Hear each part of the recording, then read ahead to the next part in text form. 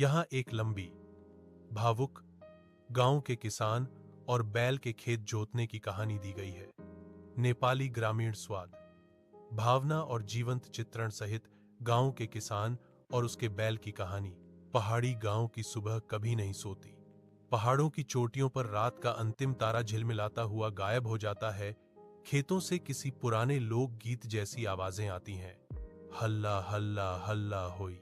यह आवाज थी किसान भीम बहादुर की, जिसने अपने पुराने गोरू धन बहादुर के साथ खेत जोतने के रोजगार को जीवन का सबसे बड़ा धर्म माना था।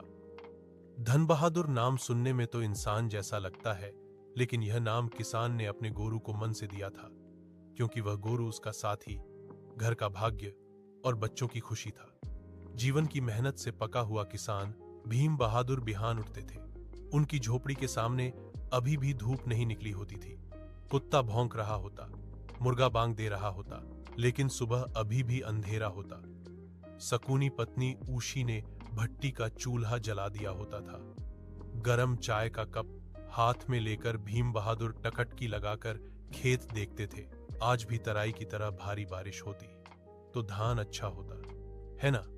वह किसान, उसका सपना धान की फसल, उसका प्यार परिवार और उसका भरोसेमंद हाथ बैल धन बहादुर। बहादुर बैल के साथ धन बहादुर बैल पुराना था।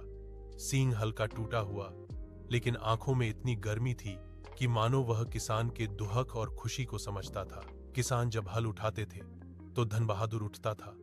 हल लादने पर बिना विरोध चलता था और खेत के कीचड़ भरे गड्ढे पार करते समय कभी कभी गिर जाता था, लेकिन फिर उठ जाता था। भीम बहादुर हमेशा कहते थे, यह बोलता नहीं है लेकिन समझता है। बैल नहीं है